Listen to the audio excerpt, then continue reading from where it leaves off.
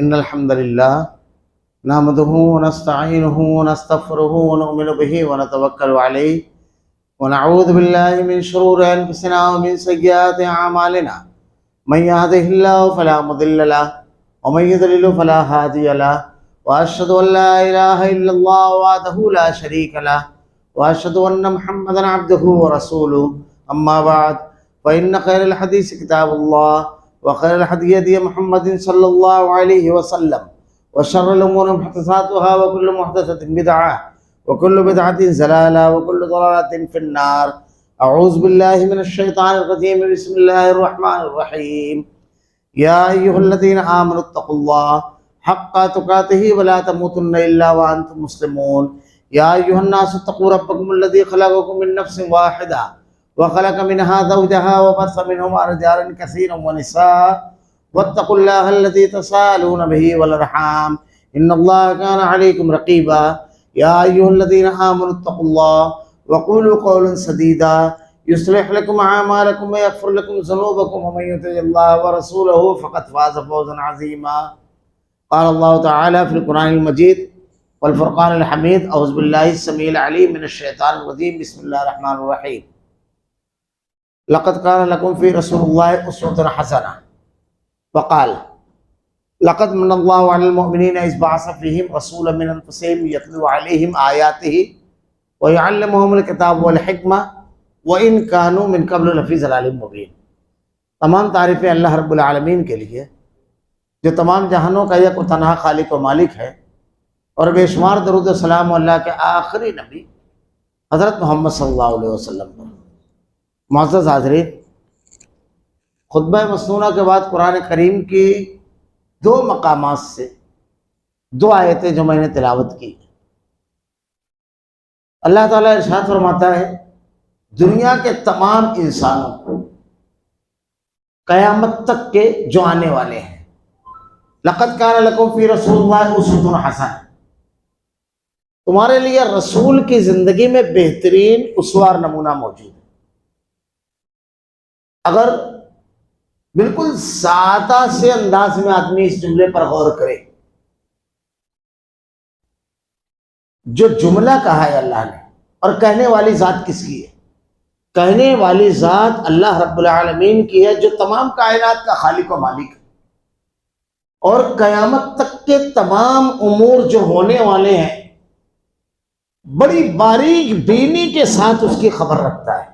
وہ لطیف اور خبیر ہے، بڑا باریک بین ہے، سارے معاملات کی خبر رکھنے والا وہ رب، ساری مخلوقات کا خالق و مالک وہ رب، سارے معاملات پر اختیار کر رکھنے والا وہ اللہ ارشاد فرما رہا ہے کہ قیامت تک دنیا کے تمام انسانوں کے لیے اسوہ اور نمونہ محمد رسول اللہ صلی اللہ علیہ وسلم کے ساتھ ہے.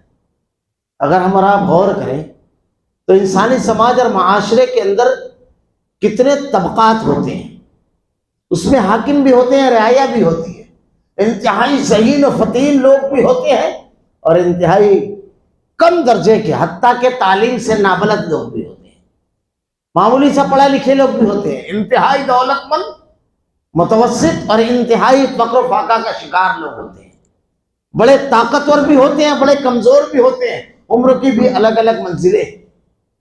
ذرا سا تدبر کرے آدمی کہ اللہ رب العالمین نے ارشاد فرما رہا ہے کہ میں نے تم سب کے لیے محمد رسول اللہ صلی اللہ علیہ وسلم کی ذات اقدس کو اسوہ اور نمونہ بنایا. یہ معمولی بات نہیں ہے.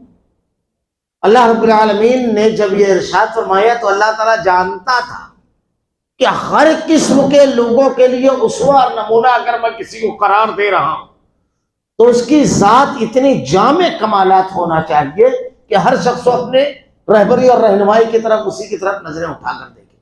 اور یہ صرف ایک دور کی بات نہیں ہے، مختلف ادوار ہوں گے.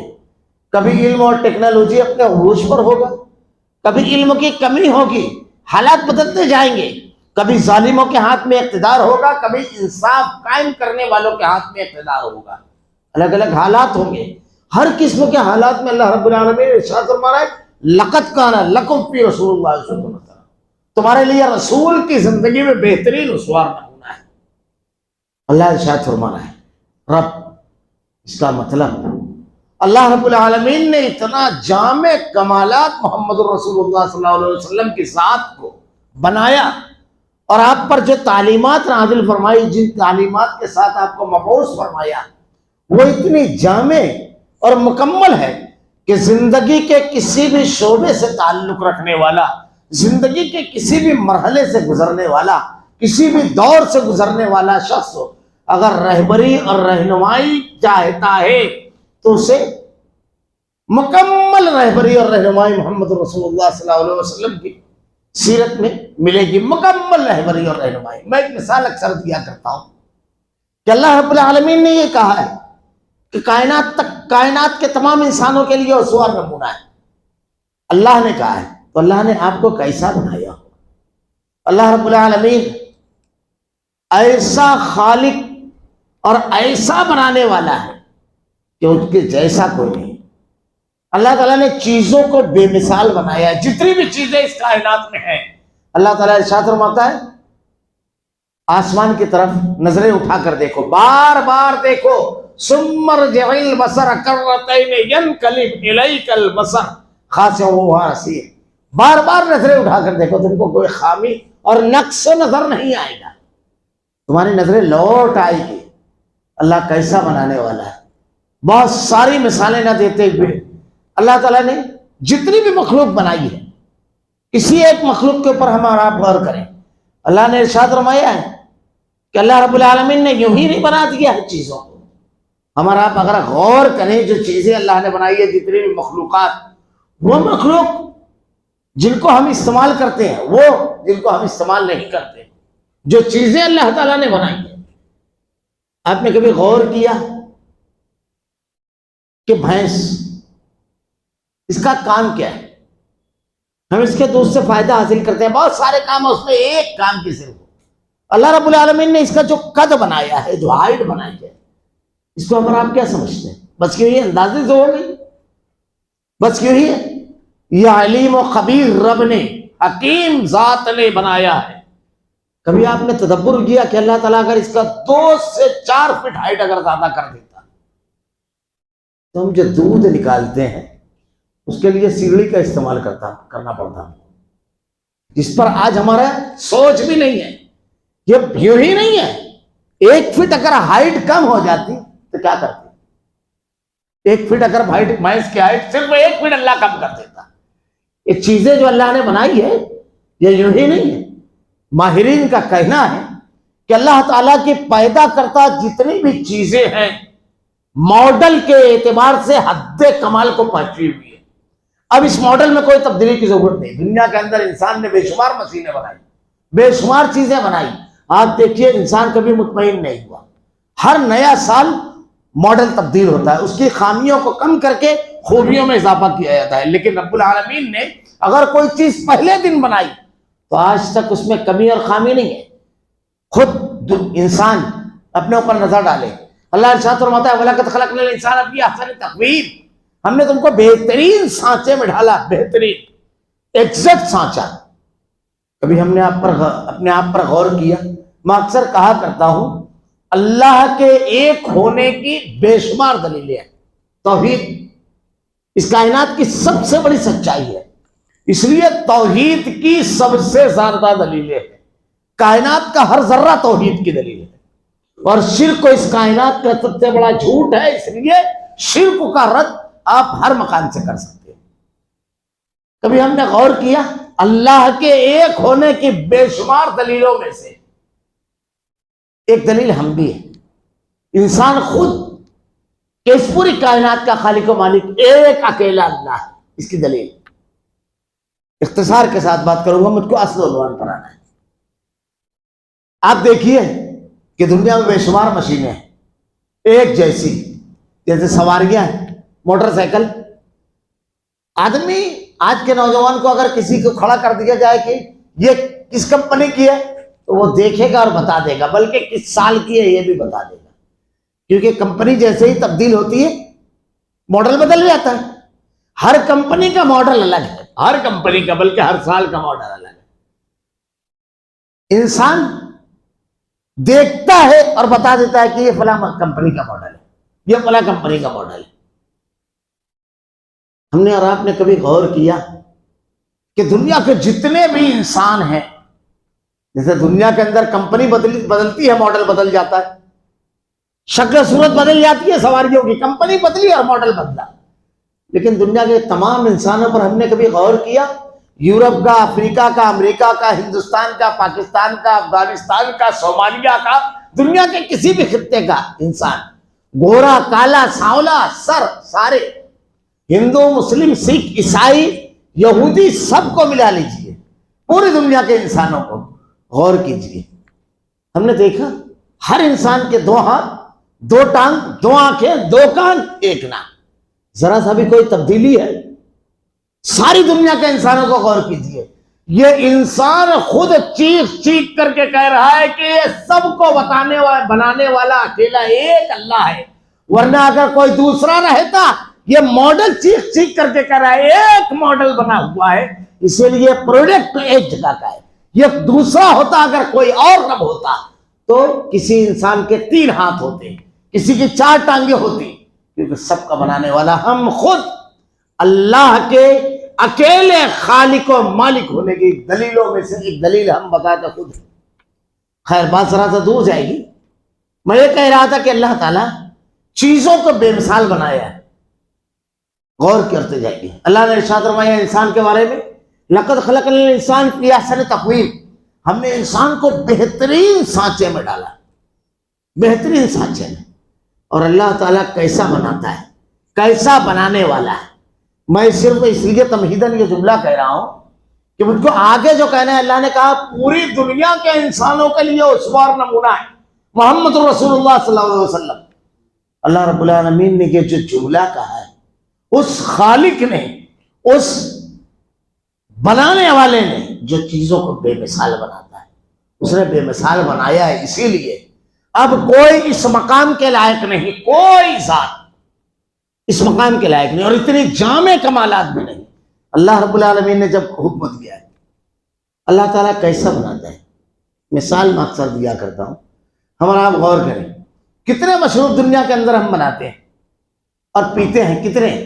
چائے ہے، پھر یہ جو ٹھنڈے مشروبات ہیں تو ان کی تو بڑی طویل قطار ہے، بے شمار، لیکن آپ غور کیجئے کہ ایک آدمی اگر صبح سو کر کے اٹھا، یہ ہم بناتے ہیں چائے، دیگر مشروبات، شربت وغیرہ سب، ایک آدمی صبح سو کر کے اٹھا، اگر آپ نے اس کو فجر کی نماز کے بعد ایک چائے دے دی، اس کے بعد آدھے گھنٹے کے بعد پھر ایک چائے دے دیجئے، پھر 1 گھنٹے کے بعد ایک چائے اور دیجئے، پھر 2 گھنٹہ گزرے پھر ایک چائے دیجئے، پھر جب اس کے بعد چائے کا کپ آپ بڑھائیں گے تو کیا کرے گا آدمی؟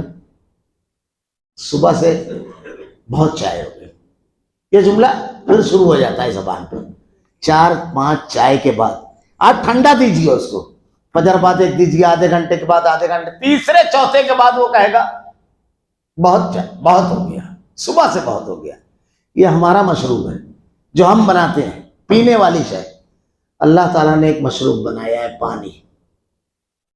آپ نے دنیا میں کسی انسان کو دیکھا کہ نہیں یار پیدا ہوا جب سے پینا، دیکھا؟ یہ اللہ کی بنائی ہوئی تخلیق ہے، اللہ کی بنائی ہوئی ہے، سنا آج تک؟ بلکہ مرنے لگتے ہیں تو چمچ سے پلاتے ہیں۔ وہ اللہ ایسا چیزوں کو بنانے والا ہے، ربنا ما خلقت ھذا باطلا سبحانک فقنا عذاب النار، وہ چیزوں کا بے مثال بناتا ہے۔ اللہ تعالیٰ بے مثال ہے، اس کی جو تخلیق ہے وہ بھی بے مثال ہے۔ بے شمار دلیلیں دی جا سکتی ہیں، میں ایک صرف دلیل دیا ہوگی، اگر ایک ایک چیز اللہ نے جو بنائی ہے، رب العالمین نے اس میں کیا خوبی رکھی ہے اور انسان کی بنائی ہوئی چیزوں میں کیا نقائص ہیں، وہ بیان کیا جائے تو ایک الگ عنوان ہو جائے گا۔ اللہ رب العالمین نے ایک مشروب بنایا، ہمارا مشروب، تو اللہ تعالیٰ نے ایک اسوہ بنایا ہے قیامت تک، اس ذات اقدس کو، محمد رسول اللہ صلی اللہ علیہ وسلم، کیسی خوبیاں رکھی ہوگی۔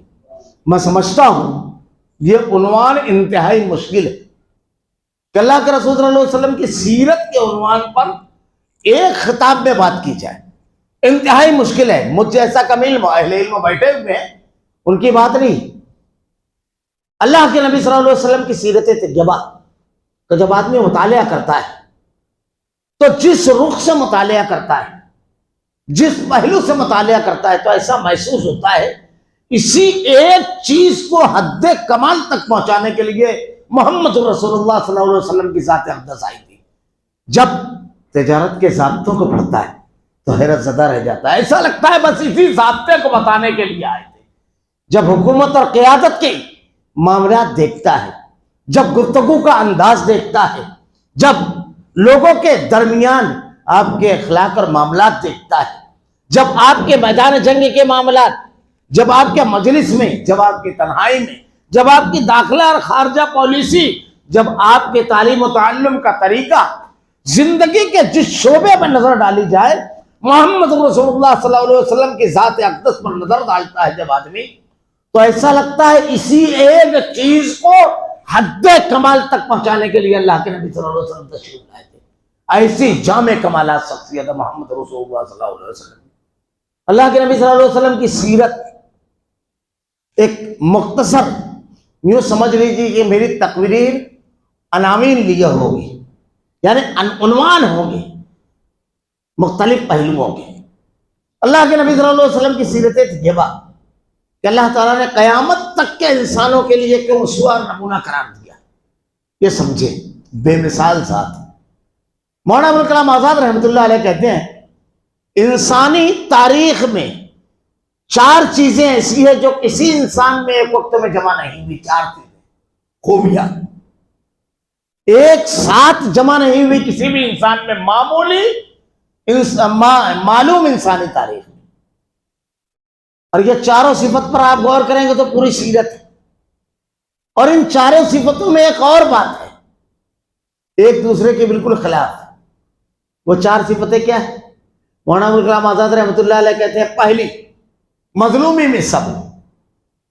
اللہ کے نبی صلی اللہ علیہ وسلم کی جو 4 خوبیاں بیان کی انہوں نے، مظلومی میں صبر، پوری مکی زندگی آپ اٹھا کر دیکھ لیجیے، ظلم کی انتہا سے باطل گزرا لیکن آپ کی زبان پہ شکوہ، بددعا کے الفاظ اور اس ظلم کی انتہا پر بے کسی کا اظہار، یہ سب نظر نہیں آئے گا، گلا شکوہ نظر نہیں آئے گا، بلکہ آپ نے صبر کیا۔ اگر میں واقعات بتانا شروع کیا جائے کہ کیسا ظلم کیا گیا، کس طرح آپ کی ذات اقدس نبوت سے پہلے تک ایسی تھی کہ مشرکین مکہ کہتے تھے کہ ہماری نسلوں نے ایسا مکمل اخلاق کا نمونہ اور ایسا صالح نوجوان ہماری نسلوں نے نہیں دیکھا۔ مثال دیا کرتے تھے، صادق و امین کا لقب تھا آپ کو، اللہ کے نبی صلی اللہ علیہ وسلم کو، لیکن جب آپ نے توحید کا اعلان کیا، اللہ کے پیغام کو پیش کیا، تو وہی مشرکین مکہ محمد رسول اللہ صلی اللہ علیہ وسلم کو قذاب، ساحر، جادوگر، مختلف الزامات، چھوٹی باتیں جیسا آج کے دور میں چل رہا ہے، میں اس پر بھی انشاءاللہ العزیز کو گفتگو کروں گا۔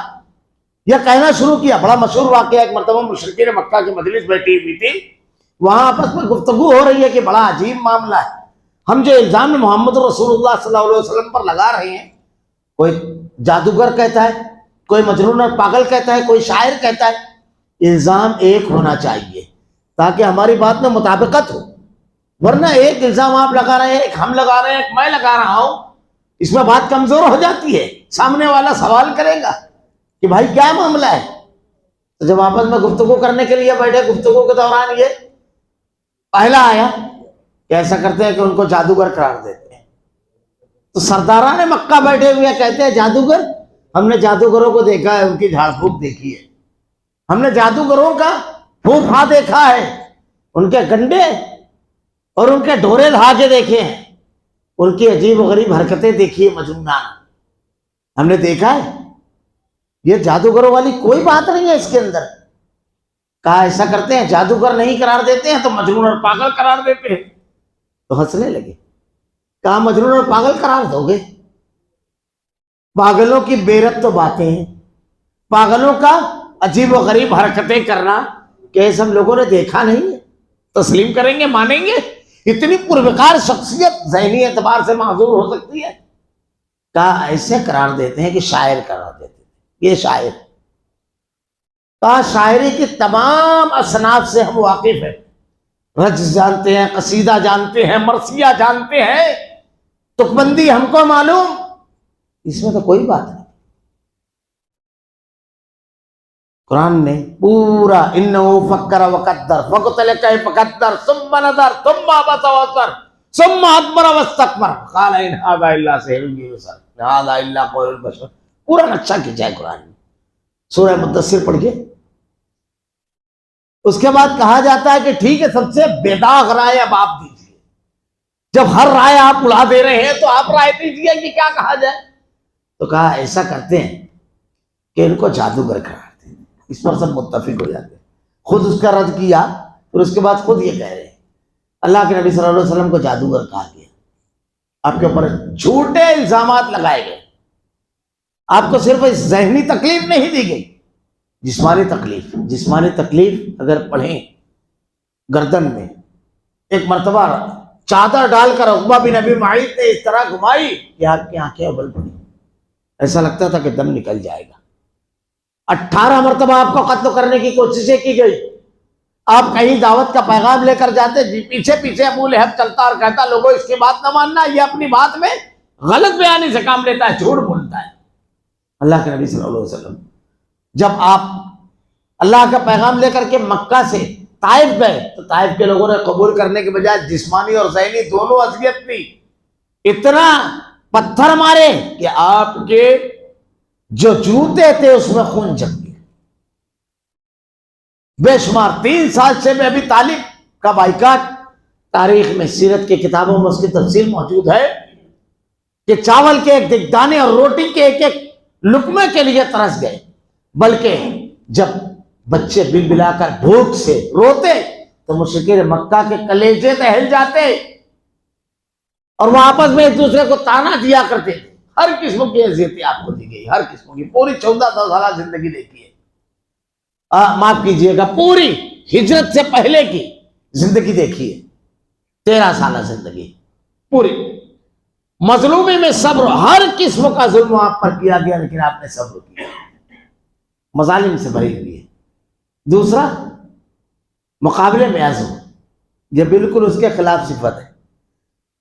کسی آدمی کے اوپر اگر ظلم کیا جائے اور وہ برداشت کرتا ہے اور برداشت کرنے کے بہت زیادہ برداشت کرتا ہے تو مقابلے کی قوت اس کی ختم ہو جاتی ہے، لیکن اللہ کے نبی صلی اللہ علیہ وسلم کی سیرت پڑھ گیا، مقابلے میں عزم، آپ اس قدر جواں مرد اور بہادر تھے کہ غزوہ حنین میں جب قبیلہ بنو ثقیف کے لوگوں نے تیروں کی بارش کی اور صحابہ کرام کے قدم اکھڑ گئے، بڑی تعداد میں صحابہ زخمی ہوئی کیونکہ یہ بڑے زبردست تیر انداز تھے۔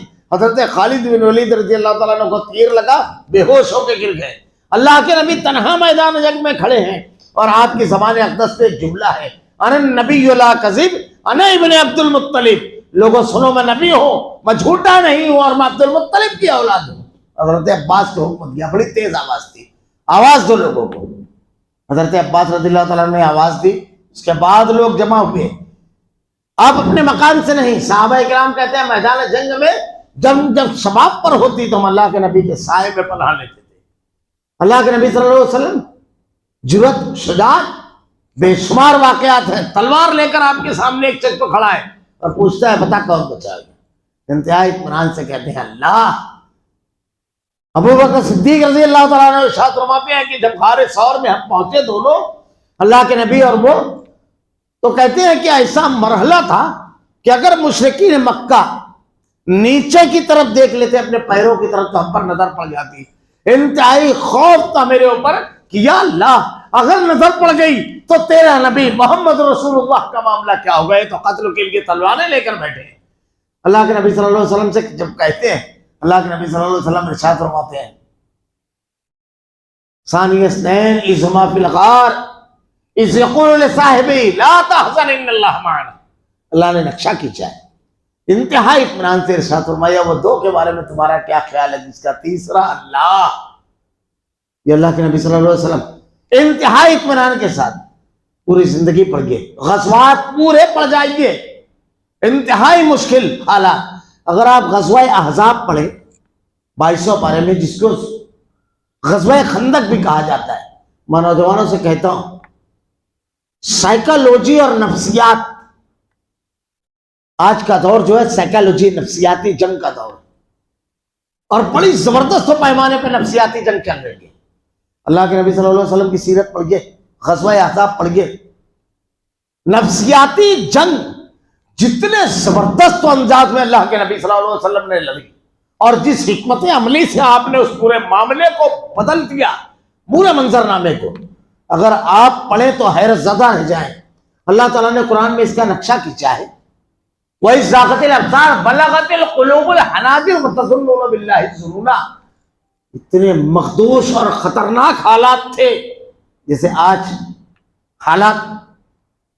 جب آدمی نظر ڈالتا ہے تو کسی جگہ امید کی کرن نظر نہیں آتی. مظلوم کی آہوں اور سسکیوں کو سننے والے نہیں دکھائی دیتے، بلکہ مظلوم پر ظالم ہونے کا الزام. جو موجودہ حالات ہیں جس سے ہم گزر رہے ہیں، بڑی تفصیل سے بتانے کی ضرورت نہیں ہے، انہی حالات سے سارا معاشرہ جوجھ رہا ہے. لیکن اللہ کے نبی کی سیرت پڑھ کے اللہ تعالیٰ ارشاد فرماتا ہے کہ تمہارے دل حلق میں آ گئے اور تم اللہ کے بارے میں طرح طرح کا گمان کرنے لگے. اس سے زیادہ مشکل حالات.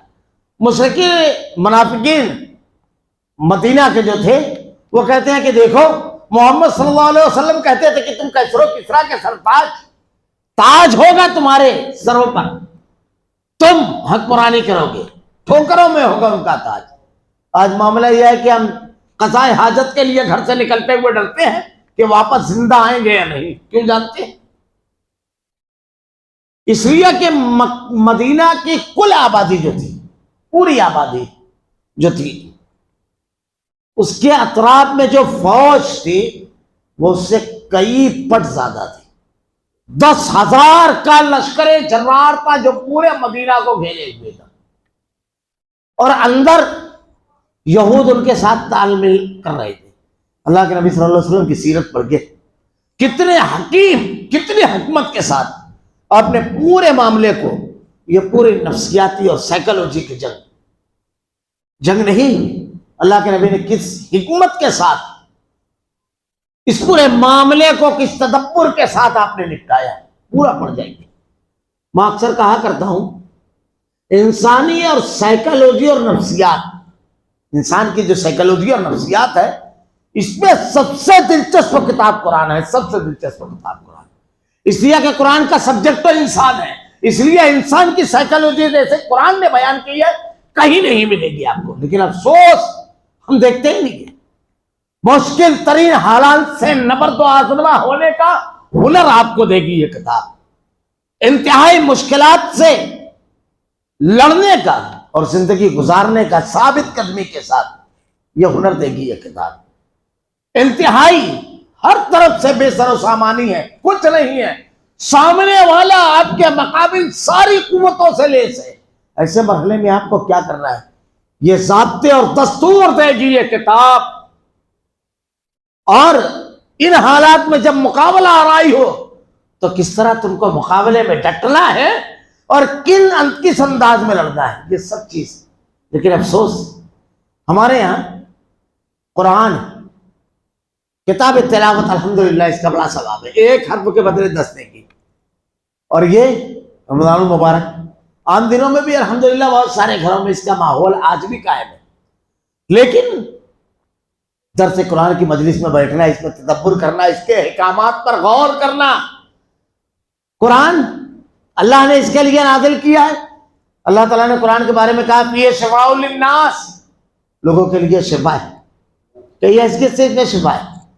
ایک حیثیت تو یہ ہے کہ ہماری روحانی بیماریوں اور ہماری ہر قسم کی تکلیف کے لیے نسخہ کیمیا ہے قرآن. ہر قسم کی تکلیف اور ہر قسم کی بیماری کا علاج اس میں ہے قرآن.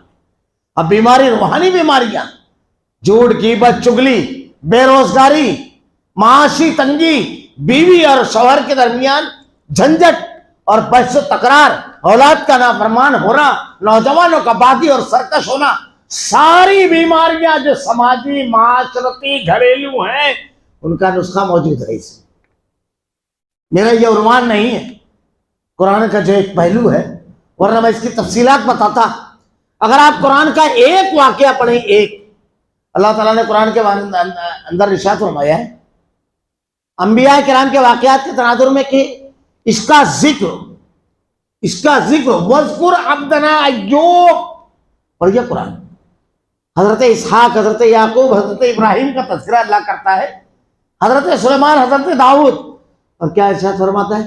ان کا تذکرہ، ان کا ذکر اپنے گھروں میں کرو۔ ایک واقعہ قرآن کا، ایک صرف واقعہ نہیں ہوتا ہے۔ اللہ نے قرآن کے اندر کیا کہا؟ لقد كان في قصصهم عبرة لأولي الألباب ما كان حديثا يفترى ولكن تصديق الذي بين يديه وتفصيل كل شيء وهدى ورحمة لقوم يؤمنون۔ یہ جو واقعات اللہ تعالیٰ بیان کر رہا ہے اس لیے نہیں کہ تاریخ دانی میں اضافہ ہو، ہماری معلومات بڑھ جائے، بلکہ اس لیے یہ اس کے لیے عبرت اور نصیحت ہے۔ ایک واقعہ، اس میں عقیدے کی اصلاح کا سامان، اس میں گھریلو تربیت، اس میں کام کرنے کا انداز، احکامات، اصول اور ضابطوں کے دفاتر ایک واقعے میں آپ کو ملیں گے۔ ایک واقعے اٹھائیے، کسی بھی واقعے کو اٹھائیے، یہ صرف ایک واقعہ، یہ چیز بیان کر دی گئی، ایسا نہیں ہوتا ہے، بلکہ دفاتر ہوتے ہیں اس کے اندر، وہ عنوان نہیں ہے۔ ورنہ غور کیجئے، ایک ایک واقعے کے اندر آپ کو یہ چیزیں ملیں گی۔ حضرت ابراہیم حضرت علیہ السلام، حضرت نوح علیہ السلام، حضرت موسیٰ علیہ السلام، حضرت اسحاق، حضرت یعقوب، حضرت یوسف علیہ السلام کے قصے کو تو کہا گیا احسن القصص۔ انسانی سماج اور معاشرے میں جو کچھ ہوتا ہے، گھر میں بھائی بہن میں، ماں باپ میں جو کشمکش ہے، ساری نفسیات اللہ تعالیٰ نے یہاں پر رکھ دی ہے۔ حضرت یوسف قصوں میں بہترین قصہ اللہ نے ارشاد فرمایا، میں صرف ایک اشارہ کروں گا، ایک واقعہ حضرت نوح علیہ السلام کا، صرف ہلکا سا اشارہ کروں تاکہ اپنی بات کی طرف تیزی سے آ جائے۔ حضرت نوح علیہ السلام کا واقعہ ہم پڑھتے ہیں، 950 سال اللہ کے دین کی تبلیغ کی۔ کتنے دن؟ 950 سال، اور ایک ہی پیغام، توحید۔ ہمارا معاملہ یہ ہے کہ جب ہم اصلاح کے کام کے لیے نکلتے ہیں، ایک مرتبہ سمجھایا، 2 مرتبہ سمجھایا، 4 پروگرام کیا، پبلک ہی نہیں آ رہی، لوگوں کو سمجھا رہے ہیں، ماننے کو تیار نہیں ہے، ہم اپنا کام چھوڑ دیتے ہیں۔ حضرت نوح علیہ السلام کے قصے میں پہلا سبق یہ ہے، دعوت کا اور اصلاح کے میدان میں اللہ نتیجہ آپ سے نہیں کبھی پوچھے گا، رزلٹ تو کتنا آیا یہ نہیں پوچھے گا، تم نے اپنا فریضہ کتنا ادا کیا۔ یہ میرے بندے نوح کو دیکھو، لیلا و نہارا، رات دن لوگوں کو سمجھایا، رات دن۔ کتنے دن؟ 950 سال۔ دائی سے رزلٹ کا اللہ نے مطالبہ نہیں کیا ہے۔ کس چیز کا مطالبہ کیا ہے؟ کوشش، ہمیں کوشش کرنا ہے، پہنچانا ہے، اور ایک مقام پر نہیں، صرف ایک پہلو نہیں، لیلا و نہارا، رات اور دن، تنہائی اور مجلس۔ اب ہم اپنے بیٹے کو سمجھاتے ہوئے، بیوی کو سمجھاتے ہوئے، دوستوں کو سمجھاتے ہوئے تھک جاتے ہیں۔ طریقہ کار کیا ہونا چاہیے دعوت کا؟ پوری بحث، لفظوں کا انتخاب جو دل سے خطاب کرتے ہیں، برے سے برے آدمی کی اصلاح کے لیے کس طرح طریقہ کرنا چاہیے، یہ پوری چیزیں آپ کو مل جائے گی قرآن کے اندر۔ اصول الدعوہ، پورا نصاب دعوت، سب کچھ مل جائے گا۔ حضرت نوح علیہ السلام ایک پہلو، 950 سال، کتنے لوگ اسلام قبول کیے؟ محدود تعداد۔ لیکن آپ نے کبھی شکوہ کیا؟ دائی جب دعوت دیتا ہے تو یہاں پر یہ اصول بتایا گیا، آپ کے ہاتھ پر کتنے لوگوں نے قبول کیا، ایک پہلو یہ ہے، کتنے لوگوں کو آپ نے اصلاح کی کوشش کی، دعوت دی، یہ دوسرا پہلو۔ آپ جتنی مرتبہ سمجھاتے ہیں اتنی مرتبہ اللہ آپ کو اجر دے دے گا، آپ کا اجر بڑھتا چلا جائے گا، لیکن آپ کو رکنا نہیں ہے۔ دوسری چیز، حضرت نوح علیہ السلام کے واقعے بڑے مشہور عقیدہ۔ جب طوفان آیا، آپ نے بیٹے کو کہا، یا بنی ارکب معنا، ہے میرے بیٹے آجا کشتی میں سوار ہو جا۔ آپ کے بیٹے نے کیا کہا؟ قال سآوی الی جبل یعصمنی من الماء، میں کسی پہاڑ کی اونچی چوٹی پہ پناہ لے لوں گا۔ قال لا عاصم اليوم من امر اللہ الا من رحم وحال بینہم الموج وکان من المغرقین۔ حضرت نوح علیہ السلام کہہ رہے ہیں، بیٹا آج فیصلہ آ چکا ہے، اب کوئی نہیں بچانے والا۔ ذرا سا غور کیجیے گا، ہمارے یہاں کیسے کیسے واقعات بیان کرتے ہیں لوگ، نظر ڈالی تو لوگ مومن ہو گئے، مسلمان ہو گئے، سلام پھیرا تو مسلمان۔ یہ دیکھیے حضرت نوح، یہ معمولی چیزیں نہیں ہیں، ابو الانبیاء تھے، 5 اولو العزم انبیاء کرام میں سے ہیں، اللہ کے نبی صلی اللہ علیہ وسلم نے دعوت پر کہ یہ اس قسم کے افسانے اور کہانیوں کی طرف آپ کا بیٹا نہیں جائے گا، کڑوی سچائیوں اور حقیقتوں کو قبول کرنے والا بنے گا، انبیاء کے واقعات۔ اب اس کے بعد حضرت نوح علیہ السلام سمجھا رہے ہیں نہیں مانا، کیا ہوا؟ وَحَالَ بَيْنَهُمُ الْمَوْجُ وَكَانَ مِنَ الْمُغْرَقِينَ، ایک موج آئی اور وہ غرقاب ہو گیا۔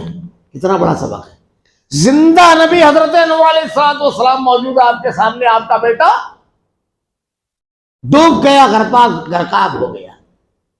زندہ نبی اپنے بیٹے کو بچا سکے؟ بچانے والی ذات کس کی ہے؟ اللہ رب العالمین کی۔ یہ عقیدے کی بحث ہے، بے شمار اسباق ہیں، آپ کی بیوی نے نہیں قبول کیا۔ ہدایت دینا اللہ کا کام، پہنچانا آپ کا کام۔ اب ہدایت کس کو دیتا ہے یہ بھی پوری بحث ہے، میں صرف اشارہ کر رہا ہوں۔ تو یہ اللہ رب العالمین نے جو قرآن میں بیان فرمایا، تو اللہ کے نبی صلی اللہ علیہ وسلم کی دوسری خوبی مقابلے میں عزم، پوری آپ جہاد کی غزوات کے پوری لسٹ اٹھا کر دیکھیے، اور اس میں خاص طور سے غزوہ احزاب، موجودہ حالات کے تناظر میں ہمیشہ پڑھنا چاہیے، لیکن موجودہ حالات کے تناظر میں جو خوف کا ماحول ہے، جو ساری قوتیں ایک ساتھ جمع ہیں، ضرور اس کا مطالعہ کرے آدمی۔ مقابلے میں عزم، قوت اختیار میں درگزر، یہ تیسری صفت ہے۔ پہلی صفت مظلوموں میں صبر، دوسری مقابلے میں عزم۔ جب بہت صبر کرنے والا ہوتا ہے تو مقابلے کی قوت نہیں ہوتی ہے، لیکن اللہ کے نبی کا معاملہ یہ تھا کہ مقابلے میں عزم، قوت اختیار کے بعد درگزر، جس سے سب چھین لیا جائے۔ جب اس کو اختیار ملتا ہے تو ہوتا کیا جانتے ہیں؟ وہ بدلہ لیتا ہے، انتقام، اور کچھ زیادہ ہی لیتا ہے۔ قوت اختیار کے بعد درگزر نہیں ہوتا ہے، حساب کتاب صاف ہوتا ہے۔ اور کن کے اوپر آپ کو اختیار ملا تھا؟ جنہوں نے گھر، تجارت، کاروبار، وطن، رشتہ سب چھینا تھا، ان کے اوپر ملا تھا۔ اللہ کے نبی صلی اللہ علیہ وسلم کی سیرت پڑھ کے اللہ کے نبی نے فتح مکہ کے وقت کیا کہا؟ لا تثریب علیکم اليوم انتم الطلقاء، کوئی گرفت نہیں، سب کو معاف، جو گھر کے اندر ہے اس کو معافی، جو حرم میں ہے اس کو معافی، جو ابو سفیان کے مکان میں ہے اس کو معافی، سب کو معاف کر دیا اللہ کے نبی صلی اللہ علیہ وسلم نے۔ قوت اختیار کے بعد درگزر، معاملات میں راستہ بازی۔ پوری زندگی میں اللہ کے نبی کو کسی ایک شخص نے معاملات میں آپ کے اوپر انگلی نہیں اٹھائی، آپ کی پوری سیرت پڑ گئی، بلکہ جب آپ نے ہجرت کی تو مشرکین مکہ کا مال آپ کے یہاں رکھا ہوا تھا۔ بہت اختصار کے ساتھ میں نے صرف ان 4 جملوں کی، ورنہ پوری سیرت ہے اس کی تشریح۔ اللہ کے نبی صلی اللہ علیہ وسلم کی خوبیاں اگر مستشرقین کے یا غیر مسلموں کے اقوال میں سنانا شروع کروں تو باقاعدہ جلدوں میں کتابیں لکھی ہیں لوگوں نے، پوری جلد صرف غیر مسلموں کے اقوال جمع کیے ہیں کہ اللہ کے نبی کی سیرت جب انہوں نے پڑھی تو پڑھنے کے بعد کہتے ہیں کہ ایسی بے مثال ذات ہم نے نہیں دیکھی۔ میں صرف اشارہ کروں، آج کے دور میں بڑا عام ہو گیا ہے علم، اس لیے بڑا مشہور ہے، مائیکل ہارٹ، اس نے ایک کتاب لکھی دنیا کے 100 بڑے آدمی، دی 100۔ اس کے اندر پہلا نمبر محمد رسول اللہ صلی اللہ علیہ وسلم کو جب دیا، لوگوں نے جب سوال کیا تو اس نے جواب کیا دیا کہ میں نے دنیا کی وہ تمام بڑی شخصیات جنہوں نے اپنی فکر سے لوگوں کو متاثر کیا، تہذیب کا دھارا موڑا اور بہت بڑے طبقے پہ اثر انداز ہوئے، ان کا مطالعہ کیا، ساری بڑی شخصیات تقریباً، لیکن کامل ذات، مکمل انسان صرف محمد رسول اللہ صلی اللہ علیہ وسلم کو پایا۔ یہ میں نہیں کہہ رہا، یہ کوئی مسلمان نہیں، عیسائی مائیکل ہارٹ یہ کہہ رہا ہے۔ اور اس نے کتاب لکھی دنیا کے 100 بڑے آدمی، اس میں جو جملہ کہہ رہا ہے بس صرف میں وہ کہوں گا۔ وہ کہتا ہے میں نے جب مختلف شخصیات کا مطالعہ کیا، کسی کو میدان جنگ میں دیکھا، فتوحات پر فتوحات ہے، بہترین جنگی تدابیر ہے، لیکن حیرت کی بات تجارت کا فن نہیں جانتے، وہ اولاد کی تربیت کے معاملے میں بالکل زیرو نظر آئے۔ عدالت میں جب ان کو بیٹھا دیا گیا تو انصاف کے تقاضوں کو پورا نہیں کرتے ہیں، تعلیم و تعلم سے کبھی ان کو ان کا علاقہ ہی نہیں رہا، فن گفتگو سے نہ آشنائی ہے۔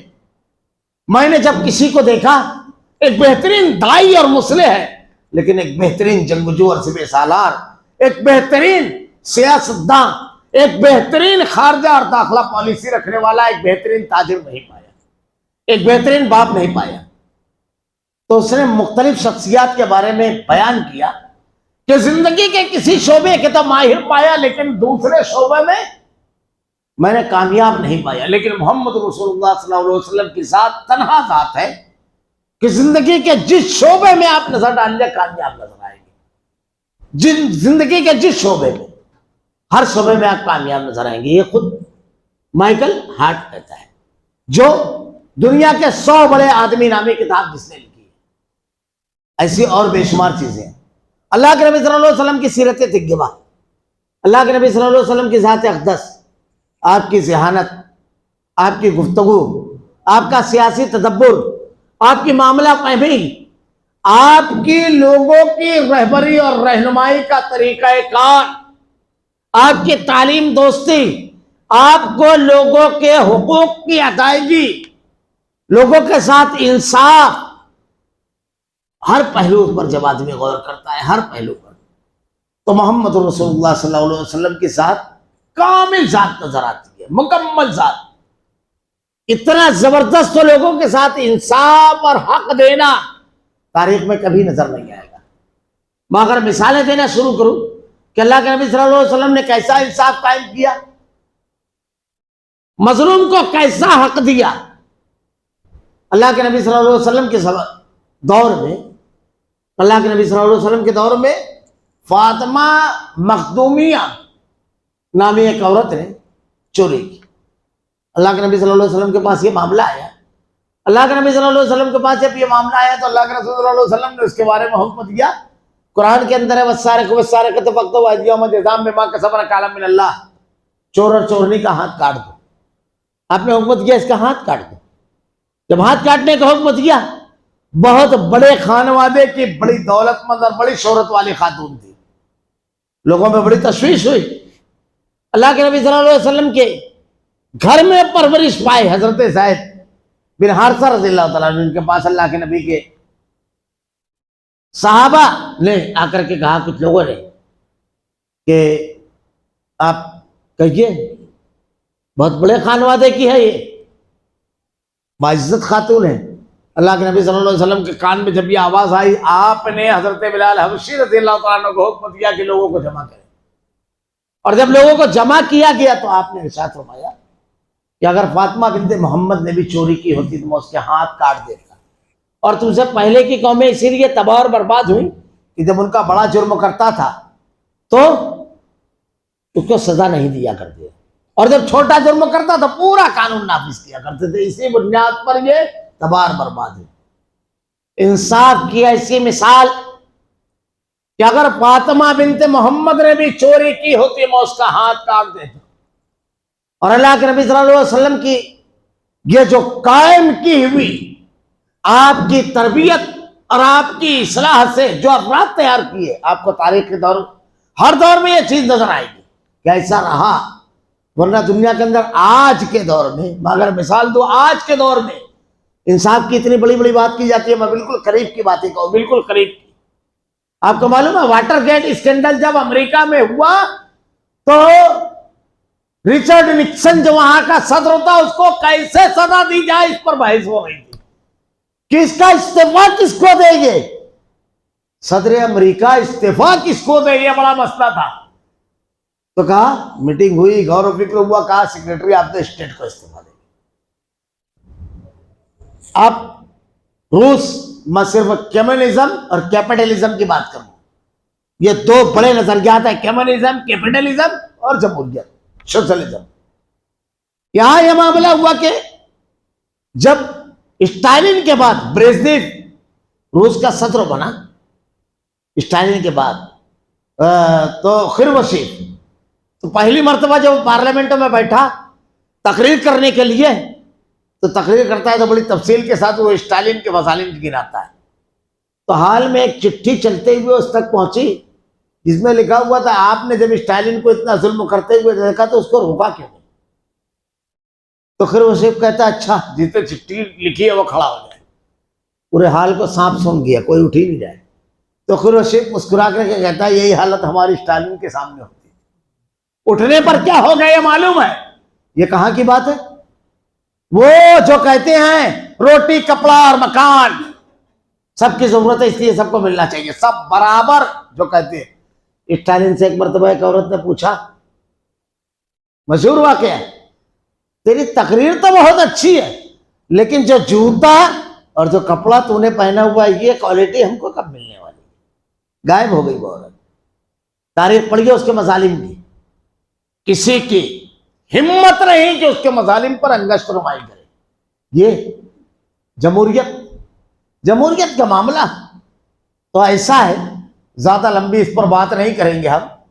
اسکینڈل جب ہوتے ہیں، بڑے بڑے اسکینڈل، وہ پرسوں اسکینڈل سے لے کر کے آج تک کے مجرم ہی نہیں ملا کہ کون ہے، مجرم ہی نہیں نظر آیا، قانون ہی غائب ہو جاتا ہے۔ یہ اللہ کے نبی صلی اللہ علیہ وسلم کے دور، یہ دیکھیے مدینہ سے دور مصر کے گورنر کے لڑکے ایک غلام کے ساتھ ریس، گھوڑے کی دوڑ کا مقابلہ، ہار جاتے ہیں گورنر کے لڑکے عمرو بن عاص کے۔ اب گورنر کے بیٹے دماغ میں کچھ بیٹھا ہوا ہے، اس غلام کو، اس کمزور آدمی کو کوڑے مارے۔ اس کو معلوم تھا انصاف قائم ہو چکا ہے، محمد رسول اللہ صلی اللہ علیہ وسلم نے انصاف کی جو مثال دی ہے، جو قائم کی ہے، وہ الگ ہے۔ حضرت عمر رضی اللہ تعالیٰ عنہ کے پاس آ کر کے اپنی شکایت پیش کی۔ حضرت عمر رضی اللہ تعالیٰ عنہ نے دونوں کو بلوایا، باپ اور بیٹے، اور اس غلام سے آپ نے حکم دیا کہ کوڑے لگاؤ۔ جتنے کوڑے اس نے مارے تھے اتنے ہی کوڑے ہوتی اسی قوت کے ساتھ، اور اس کے باپ کو بھی 10 کوڑے مارو۔ تو حضرت عمر رضی اللہ تعالیٰ عنہ سے ان کے والد کہتے ہیں میرا کیا جرم؟ کہا تیری گورنری کا خناس تھا اس کے دماغ میں، اس نے کوڑا پھینک دیا کیونکہ انصاف قائم ہو چکا تھا۔ اور ایک تاریخی جملہ حضرت عمر رضی اللہ تعالیٰ عنہ نے اس وقت کہا تھا کہ لوگوں کو ان کی ماں نے آزاد جنا ہے، کب سے تم نے لوگوں کو غلام بنانا شروع کر دیا۔ آج کے دور میں بہت سارے لوگ یہ کہتے ہیں آزادی کا بانی فرانسیسی مفکر روسو ہے جو 1712 میں پیدا ہوا، اور جس کی ایک کتاب ہے معاہدہ عبرانی، اس میں وہ کہتا ہے کہ انسان آزاد پیدا ہوا ہے لیکن میں اسے زنجیروں میں جکڑا ہوا دیکھتا ہوں۔ اس سے بہت پہلے حضرت عمر رضی اللہ تعالیٰ عنہ نے کہا تھا کہ لوگوں کو ان کی ماں نے آزاد جنا ہے، تم نے کب سے غلام بنانا شروع کر دیا؟ یہاں حکمرانی کا مطلب اللہ کے نبی نے تبدیل کر دیا، بالکل بدل دیا۔ تو انصاف کی ایسی مثال ماضی میں اور مستقبل میں، ماضی میں اور حال تک کے کہیں پیش نہیں کی جا سکتی۔ اللہ کے نبی صلی اللہ علیہ وسلم نے جو انصاف قائم کیا، اللہ کے رسول صلی اللہ علیہ وسلم نے لوگوں کو جو حقوق دیے، اللہ کے رسول صلی اللہ علیہ وسلم کی نبوت سے پہلے عورت کا معاملہ یہ تھا۔ آج ہمارے یہاں کچھ لوگوں کا معاملہ یہ ہے کہ اللہ کے نبی صلی اللہ علیہ وسلم کی ذات اقدس، آپ صلی اللہ علیہ وسلم کی ذات کے اوپر مختلف سوالات کرنا، کیچڑ اچھالنا بنا کسی علم اور مطالعے کے۔ ایک بات یاد رکھیے، ذہن نشین کر لیجئے، اللہ کے نبی صلی اللہ علیہ وسلم کی ذات اقدس پر کیچڑ اچھالنا اور آپ کی شان میں گستاخی کرنا یہ معمولی جرم نہیں ہے۔ اس جرم کا کرنے والا انسانیت کا مجرم ہے، اس لیے کہ اللہ کے نبی صلی اللہ علیہ وسلم کی جو تعلیمات ہے، آپ نے جو لوگوں کو دیا، آپ کے آنے سے پہلے عورت کا معاملہ کیا تھا؟ عورت کا معاملہ آپ کی دنیا میں آنے سے پہلے یہ تھا کہ 1700 میں تو یہ مانا گیا کہ عورت انسان کی اولاد ہے۔ فرانس میں کانفرنس کی گئی اس کے لیے باقاعدہ، اور 1700 میں تو عورت کو ووٹ دینے کا حق دیا گیا، اس کو برابر مان کر کے۔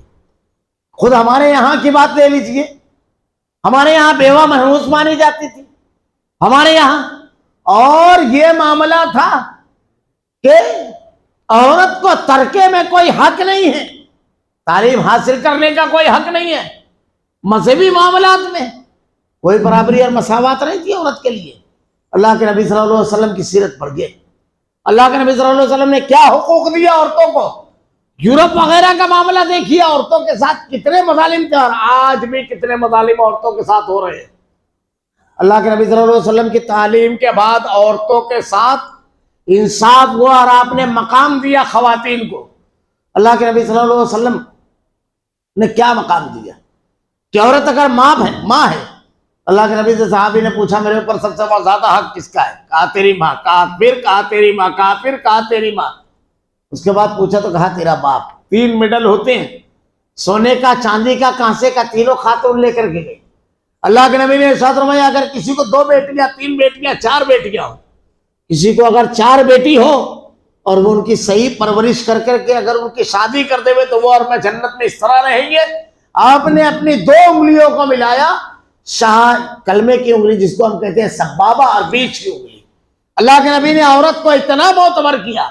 آج کے اس دور میں جس کو ترقی کا دور کیا کہا جاتا ہے، اگر بیٹی کی پیدائش کا معاملہ ہو تو پڑھے لکھے آدمی کا چہرہ اتر جاتا ہے.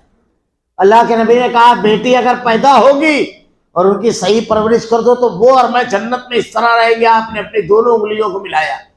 10 بیٹے اگر پیدا ہو جائے تو یہ بشارت نہیں ہے. اللہ کے نبی نے جب ارشاد فرمایا تو صحابی نے کہا 3، تو کہا 3 بھی. وہ کہتے ہیں کہ اگر میں سوال کرتا 2 تو 2 اللہ کے نبی کہتے ہیں. اللہ کے نبی نے بیٹیوں کو یہ حقوق دیے. اللہ کے نبی نے ترکے میں ان کا حق دیا. بیوی کے حقوق جو اللہ کے رسول صلی اللہ علیہ وسلم نے بیان فرمائے، صرف عورت کو جو حقوق اللہ کے نبی نے عورتوں کے جو حقوق بیان فرمائے، سارے معاشرے کے ہر طبقے کے لوگوں کو ان کے حقوق اللہ کے نبی کی تعلیمات کی وجہ سے ملے. عورت کے اللہ تعالیٰ نے اس کو وزیر داخلہ بنایا، گھر کی تمام ذمہ داریاں اس کو دی. 2 ڈپارٹمنٹ بنائے گئے، ایک وزارت خارجہ اور ایک وزارت داخلہ.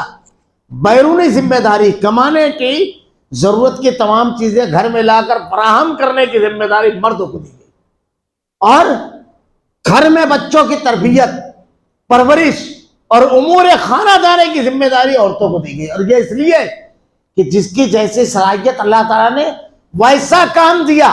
یہ درجہ بندی نہیں ہے بلکہ یہ صلاحیت کی بنیاد پر یہ فرق ہے. ان کے اندر وہ صلاحیت ہے، مردوں میں یہ صلاحیت ہے. اور مردوں میں بھی صلاحیت کے اعتبار سے حفظ مراتب ہوتا ہے. عورتوں کے جو حقوق، بچوں کے حقوق اللہ کے نبی نے کیا قرار دیا ہے؟ بچے کی تربیت کرنا، اس کا اچھا نام رکھنا. والدین کو کہا یا ایھا الذین آمنوا قوا انفسکم واہلیکم نارا، ایمان والو اپنے آپ کو جہنم کی آگ سے، اپنے اہل و عیال کو اور اپنے آپ کو بچاؤ. اب صرف عورتوں کے لگ سے چلے جائیں گے.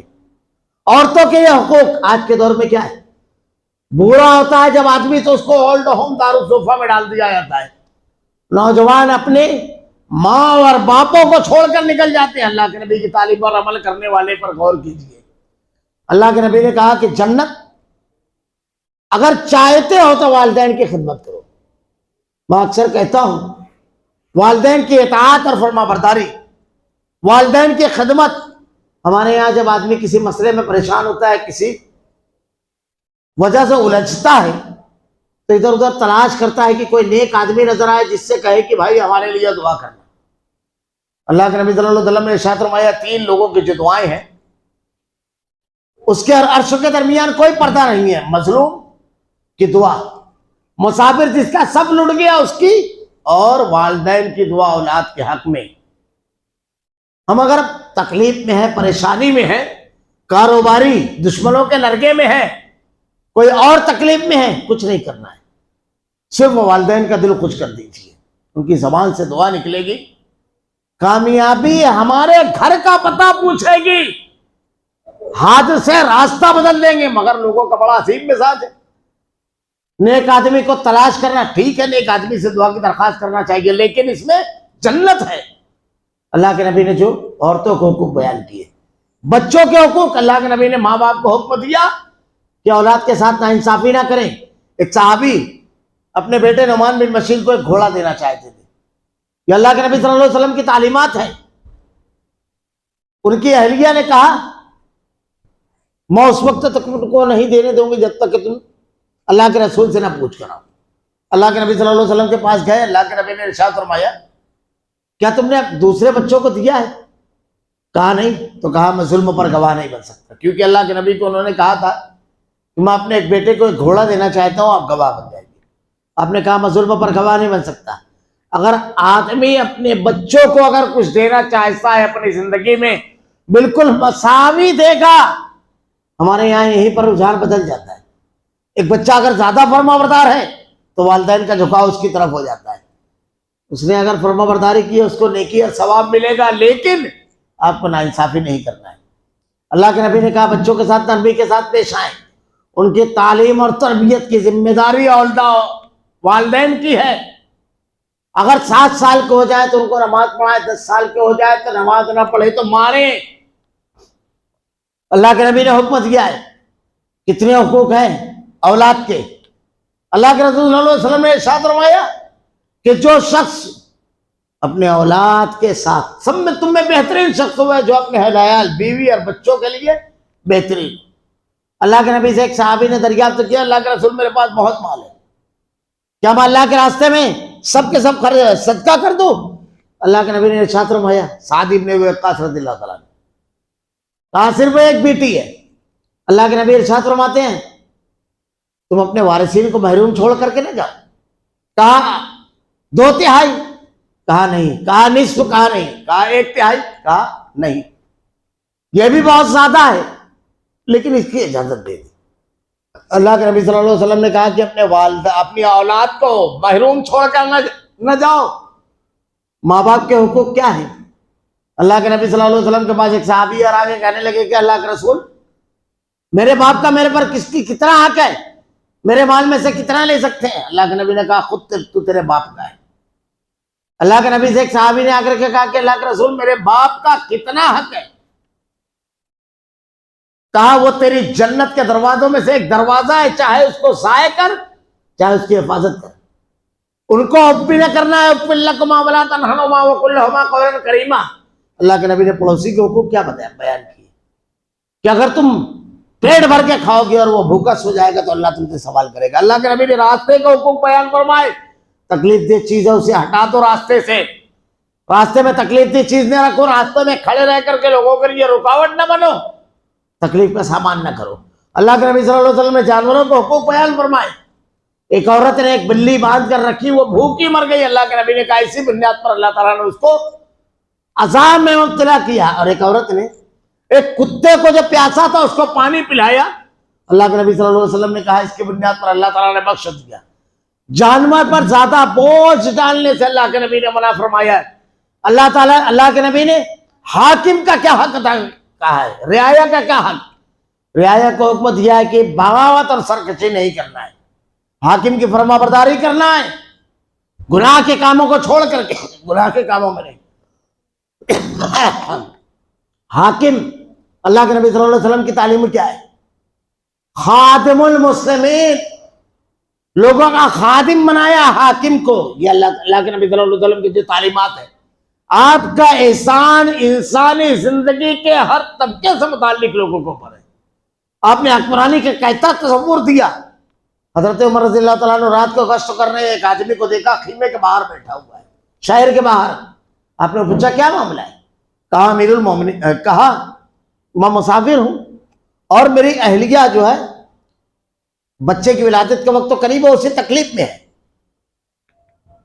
آپ فوراً اٹھ کر کے گئے، اپنی اہلیہ کو جا کر کے کہا، سارا ساز و سامان لے کر کے وہاں پہنچے.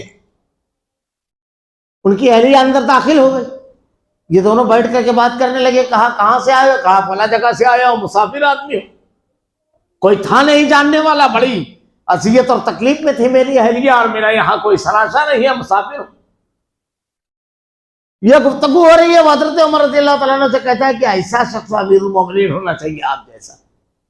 اس دوران اندر سے آپ کی اہلیہ آواز دیتی ہے کہ امیر المومنین اپنے ساتھی کو بیٹے کی خوشخبری سنا دیجیے. وہ جھٹکے سے کھڑا ہو جاتا ہے، کہتا ہے آپ امیر المومنین. تاریخی جملہ حضرت عمر رضی اللہ تعالیٰ عنہ نے کہا تھا، نہیں، خادم المسلمین، میں خادم المسلمین ہوں. تاریخی جملہ حضرت عمر رضی اللہ تعالیٰ عنہ نے ارشاد فرمایا تھا. یہ تصور دیا حکمرانی کا. حکمرانوں کے ساتھ کے حقوق اللہ کے نبی نے بیان فرمائے. مظلوموں کا حق اللہ کے نبی نے ارشاد فرمایا، اس کا ساتھ دینا مظلوم کا حق گوئی اور بے باکی. عدالت میں شہادت ہر پہلو پر آپ غور کیجئے.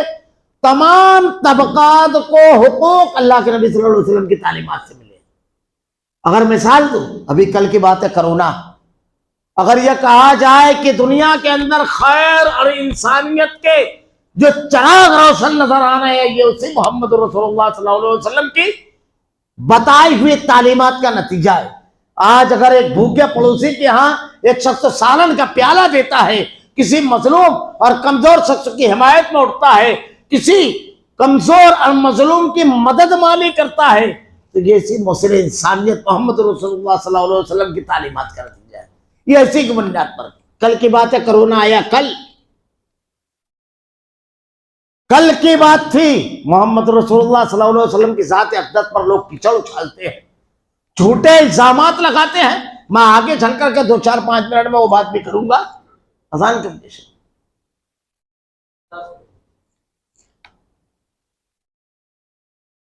اللہ کے نبی صلی اللہ علیہ وسلم کی ذات اقدس پر کیچڑ اچھالے۔ کل کی بات ہے جب کرونا آیا تھا۔ کل کیا ہوا؟ کرونا جب آیا، لوگ اپنے باپ اور اپنی ماؤں کی لاشیں چھوڑ کر بھاگ گئے۔ اسی محسن انسانیت محمد رسول اللہ صلی اللہ علیہ وسلم کی تعلیمات کو ماننے والے تھے، جو ان لاشوں کا انتم سنسکار کر رہے تھے، اسی کی تعلیمات کا صدقہ تھا کہ تمہاری لاشیں انتم سنسکار۔ یہ صرف اتنا نہیں، لمبی واقعات کی طرف نہیں جا رہا ہوں میں، بالکل مغرب کی اذان کا وقت، رمضان المبارک، 4 یا 5 منٹ تو اذان میں باقی، اچانک میں نے اپنی گلی میں شور سنا۔ اب اس وقت ذکر و اذکار کا وقت ہوتا ہے، میں فوراً باہر نکلا، تشویش بھی ہوئی۔ کرونا کی لپیٹ پورے ملک کو لپیٹے ہوئی تھی اور عوامی کرفیو چالو تھا۔ اب اس میں شور، تو دیکھا تو نوجوانوں کا ایک گروہ روٹی مانگ رہا ہے۔ تو میں نے ایک نوجوان کو بلا کر کے جو روٹیاں دینا تھی اسی وقت پکا رہتا ہے تو دے دی۔ اس سے بلا کر کہا حافظ صاحب میں تراویح بعد آتا ہوں۔ گلی کا نوجوان تراویح کے بعد آیا۔ میں نے کہا کیا بات ہے بھائی، کس کے لیے روٹیاں مانگ رہے تھے؟ وہ کہنے لگے کہ اصل میں ہم لوگ روزانہ 12 کلو آٹا جو ہے اس کی روٹیاں بنواتے ہیں، تو 3 خواتین سے 4-4 کلو کی بنواتے ہیں۔ خاتون بیمار ہو گئے، اب جب بیمار ہوئی تو دونوں کو سمجھ گیا کہ اب آج 6-6 کلو بنانا ہے، تو وہ بھی بیمار ہو گئے۔ تو ہم نے یہ کیا کہ کہا کہ اب ادھر ادھر بھٹکنے سے بہتر یہ ہے، اور کچھ سبزی اور دال اور چاول ہم لوگوں کا بجٹ ہے، یہ کس لیے؟ جو مسافر پیدل نکلے تھے اپنے گھروں کو جانے کے لیے، ان کے لیے کر رہے ہیں۔ تو کہا کہ ہم نے اپنے گھروں میں بنوا لیا۔ اب جب گھروں میں بنوائے سب دوستوں نے، تو کہا کہ اب اپنے آٹا نہیں لیں گے، وہ چندے والا آٹا نہیں لیں گے، اپنے گھر میں بنوا لیتے ہیں۔ تو ہم لوگ روٹی جمع کر رہے تھے، تو محلے والوں نے پوچھا تو ہم نے بتایا، تو کہا ہم سے بھی 2 روٹیاں لے لو۔ پھر اس کے بعد بازو کی گلی میں لوگوں نے دیکھا تو کہا ہم سے بھی لے کر جانا۔ تو کہا تیسرا دن ہم نے روٹی بنوانا بند کر دیے، اب صرف چاول دال اور سبزی، اور روٹی ہم کو فری میں مل جاتی ہے، تو یہ افطار کے ٹائم ہی بنتی ہے تازہ، تو ہمارے گھر سے لے لیتے ہیں۔ اسی کے لیے نکلے تھے، اسی کے لیے وہ روٹیاں کس کو کھلا رہے تھے؟ کون سے مذہب کے لوگ تھے وہ؟ کون سا جذبہ تھا کہ 15 گھنٹے کا بھوکا نوجوان، جوانی جو ہوتی ہے کہتے ہیں نا لوہ لعب کی، کون سا جذبہ تھا؟ کس کی تعلیمات تھی؟ جس نے اپنے لیے کبھی نہیں مانگا، بھیک مانگ رہا ہے، کس کی تعلیمات؟ اسی محمد رسول اللہ صلی اللہ علیہ وسلم کی تعلیمات تھی۔ بنا رشتے کے روڈ سے گزرنے والے شخصوں کو بھوکا پیاسا نہیں جانے دینا ہے، اپنے گھر سے لوگوں کے دروازے پہ جا کر مانگ کر کے کھلایا۔ بس صرف اتنا نہیں، یہ کل کرونا نے دیکھ لیا تھا محمد رسول اللہ۔ آج آپ بہت زیادہ سخت لہجے میں کہہ رہے ہیں، مناظرانہ انداز میں نہیں بات کر رہا ہوں، ورنہ جواب ہر سوال کا ہم بھی جانتے ہیں۔ کہاں تھے یہ اتنی لمبی لمبی ڈینگ مارنے والے؟ رشتے ختم کر دیے تھے، بہن کو بھائی اور بھائی کو بہن نہیں دیکھنے کے لیے تیار تھا۔ کون تھا جو اس وقت ہمدردی کی لہر لے کر کے اٹھا، ہمدردی کے عملی اظہار کیا؟ مجھ کو واقعہ ابھی میں نے بیان کیا، میں اکثر بیان کرتا ہوں۔ آج نیٹ کا دور ہے، ایک خاتون لکھنؤ سے ٹویٹ کرتی ہے کہ میں نے اولا بک کیا تو اس کا ڈرائیور مسلم تھا، میں نے کینسل کر دیا۔ شام میں ہاتھ جوڑ کر کے اسی کی معافی آتی ہے، کیوں جانتے ہو؟ 1400 کلومیٹر کا سفر طے کر کے اس کا بھائی پہنچا اور کہتا ہے بہنا تیرے بھائی کا لاشا بھی نہیں آتا تیرے گھر اگر راستے میں مسلمان بستیاں نہیں ہوتی. ہمارے اپنے تو دروازوں کو بند کر کے بورویل کو بند کر کے ہٹ چکے تھے. یہ دیکھا یہ اسی محسن انسانیت محمد رسول اللہ صلی اللہ علیہ وسلم کی تعلیم کا نتیجہ تھا کہ موت کی پرواہ بیماری لگنے کی پرواہ کیے بغیر تمہارے زندے اور مردوں دونوں کے ساتھ انسانیت اور ہمدردی. یہ میں کوئی طنزوں کے طور پر نہیں کہہ رہا ہوں, اس کا ایک عملی مظہر اور نمونہ تھا جو تم نے کل دیکھا تھا کل, اور ہر وقت تو دکھائی دے گا. یا ہر وقت آج ہمارے یہاں جو کہا جاتا ہے رمضان المبارک میں جتنی زکوٰۃ جتنے صدقات نکلتے ہیں جتنے کسی سماج اور معاشرے میں نہیں ملیں گے. تہوار بھی کیسا بتایا اس نے, اس محسن انسانیت نے. 2 تہوار ہیں, 2 عید الفطر کا تہوار, رمضان مہینہ غمخواری کا مہینہ. دنیا کے سارے تہواروں سے موازنہ کر لو, میں مناظرہ اور اس کی بات نہیں کرنا, ورنہ ایک ایک چیز اگر رد کی جائے پیسے کا ضیاع نہیں ہے. خوشی کی ایک سائیکالوجی اور نفسیات ہے, اور غم کی. خوشی کی سائیکالوجی کیا جانتے ہیں؟ خوشی بانٹنے سے بڑھتی ہے اور غم بانٹنے سے کم ہوتا ہے, اسی لیے پرسہ دینے جایا جاتا ہے. غم بانٹنے سے کم ہوتا ہے اور خوشی بانٹنے سے بڑھتی ہے. اس لیے خوشی میں آدمی چاہتا ہے کہ سب لوگ شریک ہوں. جتنے زیادہ لوگ شریک ہو, جتنے زیادہ رہتے ہیں, اتنا آدمی خوش ہوتا ہے. اب اللہ کے نبی صلی اللہ علیہ وسلم نے تہوار, اشارہ صرف کروں ایک تہوار کی طرف, رمضان المبارک کا جو تہوار ہے عید الفطر, اس تہوار کی طرف صرف اشارہ کر رہا ہوں بس. تہوار عید کے روز پہلا کام کیا کرتا ہے؟ صبح مسلمان فجر کی نماز کے بعد یا اس سے پہلے رات میں کیا کرتا ہے؟ فطرہ نکالتا ہے. فطرہ یہ اس محسن انسانیت نے جو بتایا ہے تہوار, پہلے اپنے پڑوسی کے گھر اناج بیچتا ہے تاکہ جب وہ کہا لگاتا ہوا گھر سے نکلے تو اس کا پڑوسی بھی اتنا گلہ اس کے گھر ہو کہ اس کے بچے بھوکے نہیں ہیں, وہ بھی مسکراتا ہوا نکلے. پہلے لوگوں کے درد کو بانٹتا ہے, لوگوں کے مشکلات کو, لوگوں کی تکلیف کو دور کرتا ہے, پھر خوشی کے لیے نکلتا ہے گھر سے. دوسرے سارے تہواروں کا موازنہ کر لیجئے, سارے تہواروں کا موازنہ کر لیجئے. اگر مثالیں تو پچھلے سال میں گئے, کرونا سے پہلے میں دعوتی سفر میں اندور گئے, میرے بازو میں بیٹھا ہوا تھا, جھانکیاں نکلتی ہیں اس طرف. ہم لوگ 2 ہی مسلم تھے اس پوری بس میں, 2 ہی لوگ تھے, جھانکیاں نکلتی ہے.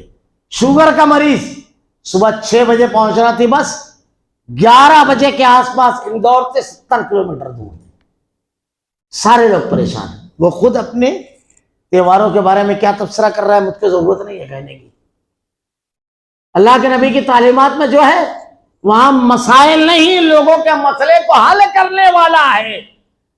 آپ ان کے اوپر ان کی ذات اقدار پر کیچڑ اچھالتے ہو. ان کی تعلیمات پر کیسی تعلیمات ہے؟ اللہ کے نبی صلی اللہ علیہ وسلم کی انصاف کیسا ہے؟ گینگرے کا بھی کل ہوا دلی کا, زیادہ پرانا واقعہ نہیں ہے. اس وقت لوگوں نے بیان دیا کہ وہی سزا مجرمین کو دینا چاہیے جو سزا سعودی عربیہ میں نافذ ہے, اسلام میں جو سزا ہے وہ سزا. یہ باقاعدہ اس کا مطالبہ کیا گیا اللہ کے نبی صلی اللہ علیہ وسلم. کیوں؟ اس لیے کہ یہاں مجرم جس نے جرم کیا اس کے ساتھ, بلکہ میں تو کہتا ہوں قانون کی جو سائیکالوجی ہے, نفسیات ہے, دنیا نے سمجھی ہی نہیں ہے. مجرم کو سزا دینے کے لیے قانون بنائے جاتے ہیں, نہ کہ مظلوم کو انصاف دینے کے لیے, نہ کہ مجرم کی ہمدردی کے لیے. اسی لیے آپ دیکھیے سخت سزائیں ہیں اسلام کے اندر تاکہ جرم کا خاتمہ ہو جائے. جرم کا خاتمہ ہو تو اللہ کے نبی صلی اللہ علیہ وسلم کی تعلیمات کے اوپر آپ غور کیجیے. اللہ کے نبی صلی اللہ علیہ وسلم دنیا کے سب سے بڑے محسن انسانیت, سب سے بڑے محسن انسانیت ہے اللہ کے نبی صلی اللہ علیہ وسلم. اب اگر اس کی شان میں ان کی ذات اقدس میں گستاخی کی جائے اور برا بھلا کہا جائے تو آدمی کیسا مجرم. ابھی تمام عقیدت اور یہ تمام بحثوں سے ہٹ کر کے گفتگو کر رہا ہوں, کتنا بڑا مجرم ہے دنیا کے اندر اگر کسی بڑی شخصیت کی شان میں گستاخی کی جاتی ہے تو کیا برداشت کیا جاتا ہے؟ آج ہمارے یہاں لوگ کہتے ہیں اظہار رائے، جسے ہمارے یہاں ایک نعرہ لگاتے ہیں نا، اظہار رائے کی آزادی ہے، ہر شخص کو کہنے کا حق ہے اپنی بات، یہ جھوٹا نعرہ ہے۔ اللہ کے نبی صلی اللہ علیہ وسلم کی ذات اقدس پر کیچڑ اچھالتے ہیں منفی تبصرہ کرنے والے، بغیر معلومات کے جو کہتے ہیں، بس صرف اختصار سے اس کا جواب دو۔ اگر اظہار رائے کی آزادی اسی کا نام ہے کہ ایک انتہائی قابل احترام ذات اور شخصیت پر کیچڑ اچھالا جائے، جھوٹ بات ان کی شان کے میں کہی جائے اور ان کی ذات اقدس پر اگر اسی کا نام ہے، تو کیا دنیا میں یہ ہے؟ ایک بڑا مشہور واقعہ ابھی پیچھے گزرا، بوسٹن نامی ایک اخبار جو ڈنمارک سے نکلتا ہے، اس میں ایک کارٹون شائع ہوا تھا، 2005 کی بات ہے۔ جب یہ کارٹون چھائے ہوا تو پوری دنیا کے مسلمانوں میں بے چینی پھیلی۔ اس کارٹون کو چھاپنے پر اس اخبار کے ایڈیٹر نے شرمندگی کا اظہار نہیں کیا، وہاں کے وزیر اعظم نے بھی شرمندگی کا اظہار نہیں کیا، مگر میں آپ کو ایک خبر بتاؤں، اور کہا یہ اظہار رائے کی آزادی ہے، آدمی کو اپنی بات کہنے کا حق ہے۔ اسی پوسٹن اخبار کے اندر ڈنمارک کا جو تھا، 2004 میں حضرت عیسیٰ علیہ السلام کا کارٹون بنا کر کے کارٹونسٹ نے جب دیا تو اخبار کا ایڈیٹر کہتا ہے کہ عیسائیوں کی دل آزاری ہوگی، یہ ہم نہیں کر سکتے۔ اسی اخبار کی بات کر رہا ہوں میں۔ اگر یہ اظہار رائے کی آزادی تھی تو صرف وہ محمد رسول اللہ صلی اللہ علیہ وسلم کے پاس کیوں ہے، حضرت عیسیٰ علیہ السلام کے پاس کیوں نہیں ہے؟ بس تیزی سے گزروں، آپ کو معلوم ہے یورپ میں حضرت عیسیٰ علیہ السلام کی شان میں گستاخی کرنا، فلم بنی وہاں یورپ کے اندر، اس میں حضرت عیسیٰ علیہ السلام کی شان میں گستاخی تھی، پابندی لگا دی۔ فلم بنانے والا کورٹ میں گیا، کورٹ نے کہا حضرت عیسیٰ علیہ السلام کی تنقیص کا پہلو نکلتا ہے، لوگوں کی دل آزاری ہوگی، اس لیے قطعی اس کی اجازت دے دی۔ یہ ایک واقعہ نہیں ہے، قدم قدم پر اس قسم کے واقعات بیان کیے جا سکتے ہیں، کسی بھی قسم کی حضرت عیسیٰ علیہ السلام کی شان میں گستاخی کرنا کتنا سنگین جرم ہے۔ یورپ میں ان کی شان میں گستاخی کرنے والے مجرم کو پھانسی، موت کی سزا، جا کر آپ لا اٹھا کر دیکھیے، لا قانون اٹھا کر کے دیکھیے، کیوں؟ یہ ایک مذہبی رہبر اور رہنما تھے، ہندوستان کے اندر بھی یہ باتیں ایسی نہیں ہے، یوں ہی نہیں ہے۔ ہمارے یہاں تو مورتیاں اگر توڑ دی جائے تو فساد بڑا اٹھتا ہے، مجمع کو کنٹرول کرنا مشکل ہو جاتا ہے۔ اور صرف اتنا نہیں، یہاں ہوا مشہور واقعہ ہے کہ امریکہ کے صدر کی بیوی آئی، ہندوستان کی گاندھی کے بارے میں ایک جملہ کہہ دیا، راشٹرپتا کہا جاتا ہے جن کے بارے میں، ایک جملہ کہہ دیا کہ اگر آج کے دور میں ہوتے امریکہ میں تو پیٹرول بھرتے، معافی مانگنا پڑی۔ کتنے واقعات بیان کروں۔ ہندوستان کے اندر یہ قانون ہے کہ اگر کوئی شخص گاندھی جسے راشٹرپتا کہا جاتا ہے، اگر اس کی شان میں گستاخی کرے مجرم ہے۔ یہ بڑی باتیں ہیں، چھوٹی موٹی بات، یہ بڑی باتیں ہیں۔ انڈیویجول کوئی شخص اگر ذاتی طور پہ ہے اور اس کی عزت سے کھیلا جائے گا تو اس کو یہ رائٹ اور یہ قانون یہ اختیار دیتا ہے کہ وہ تک عزت کا دعویٰ کرے اور مقدمہ قائم ہوتا ہے اور ثابت ہونے پر سزا دی جاتی ہے۔ ایک عام آدمی کی عزت سے آپ کھیل نہیں سکتے، اس کے لیے قانون ہے۔ پوری دنیا کو اعلیٰ اخلاق کی تعلیم دینے والا، باپ کو فرما بردار بیٹا، بیوی کو خیال رکھنے والا شوہر، بچوں کو ان کی تربیت کرنے والا باپ، حکومت میں انصاف کرنے والا حکمراں، غریبوں کی ہمدردی رکھنے والا مالدار، تجارت میں ایماندار تاجر، یہ ساری چیزیں سماج اور معاشرے کے دینے والے اس محسن انسانیت کو اس کی شان میں گستاخی۔ یہ تو ایک آدمی کا مجرم اور ایک ملک کا مجرم ہے، لیکن محمد رسول اللہ صلی اللہ علیہ وسلم کی شان میں گستاخی کرنے والا انسانیت کا مجرم ہے، اعلیٰ اخلاق اور اعلیٰ تعلیمات کا مجرم ہے، سب سے بڑا مجرم ہے، اس لیے وہ ناقابل معافی ہے۔ عقلاً بھی آپ غور کیجیے، عقلاً بھی اللہ کے نبی صلی اللہ علیہ وسلم کی شان میں گستاخی. لیکن ہمارے یہاں یہ مرحلہ چل کیوں رہا ہے؟ کیوں ہو رہا ہے یہ؟ اسباب پر غور کرنا چاہیے ہمیشہ. محمد رسول اللہ صلی اللہ علیہ وسلم کی تعلیمات اور آپ کی سیرت اور آپ کی شخصیت، اللہ کے نبی صلی اللہ علیہ وسلم کی ذات اقدس جو ہے ایسی ہے کہ آدمی آپ کو پڑھتا ہے، آپ کی تعلیمات کو پڑھتا ہے، اس سے متاثر ہو جاتا ہے اور اس کو قبول کر لیتا ہے. اگر میں واقعات صرف بیان کرنا شروع کروں تو وقت تو نہیں ہے کہ ان واقعات کو بیان کروں. ابھی پچھلے دنوں کا واقعہ ہے، تمل ناڈو میں 28 لوگوں نے ایک ساتھ اسلام قبول کیا. جانتے ہیں کہ شاید میں نے یہ واقعہ بیان کیا، مجھ کو یاد نہیں پڑتا ہے. 28 لوگوں نے، ایک فیکٹری تھی، اس فیکٹری کا مالک مسلمان تھا. ان لوگوں کا مطالبہ تھا مزدوروں کا کہ روزانہ تنخواہ ملنا چاہیے. یہ نہیں کہتا تھا، نام کا مسلمان تھا. کسی نے کہا اللہ کے بندے، اللہ نے اتنا مال دیا ہے، کچھ دین پڑھ اور اس کے مطابق زندگی گزار. اللہ نے اس کو ہدایت دی، دین پڑھنا شروع کی. اللہ کے نبی کی حدیث جیسے اس کے سامنے آئی کہ اللہ کے رسول صلی اللہ علیہ وسلم نے ارشاد فرمایا کہ مزدور کی مزدوری اس کے پسینہ خشک ہونے سے پہلے دے دے. اس نے جیسے ہی یہ حدیث پڑھی، مینیجر کو بلایا اور کہا کل سے ڈیلی پیمنٹ کی جائے گی. اس علاقے کی ضرورت تھی، ورنہ 8 دن 10 دن جیسی سہولت. پسینہ خشک ہونے کا مطلب اس کا ڈبہ بجنے لگے اور آپ تنخواہ نہ دئیے. پیسہ جس دن ختم ہو، ضرورت ختم ہو جائے، بس دے دیجیے، آپ کا کام ہو گیا. ان لوگوں کا جو لیڈر تھا وہ جا کر کے مینیجر سے پوچھا کس بنیاد پر یہ کیا گیا؟ کہا کچھ نہیں، اوپر کا آرڈر ہے.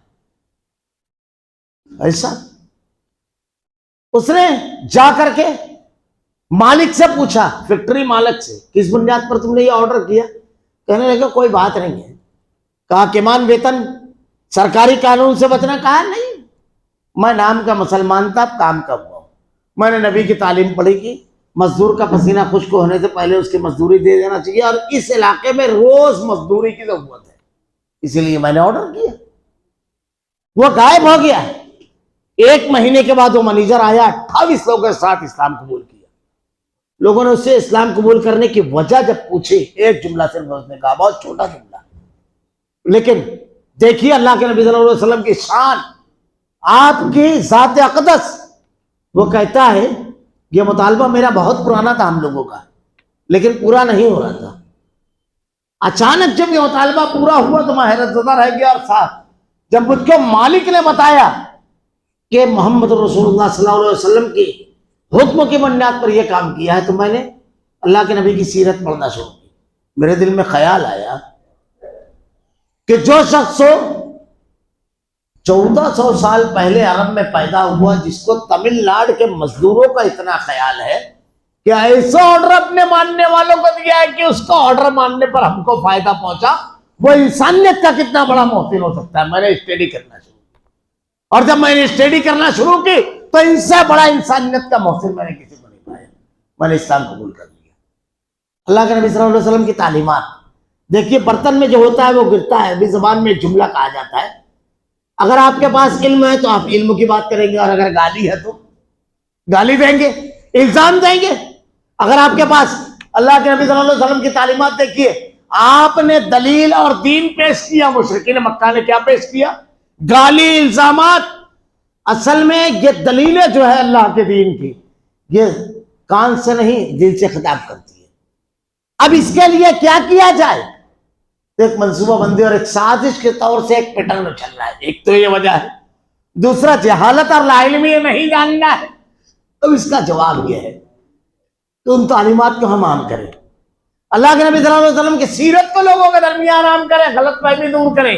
ابھی رمضان المبارک کا مہینہ تھا، آپ نے بھی دیکھا ہوگا، سب نے اسلام کے خلاف ایک بک لکھنے کے لیے قرآن کی اسٹڈی کرنا شروع کی. مشہور رائٹر ساؤتھ کی عمرہ کیا رمضان المبارک میں. ایسے بے شمار واقعات ہیں. حضرت شاہ فیصل جب ان کا آپریشن ہو رہا تھا تو ڈاکٹر مورس بوکائے، یہ بڑے زبردست ماہر ڈاکٹر تھے.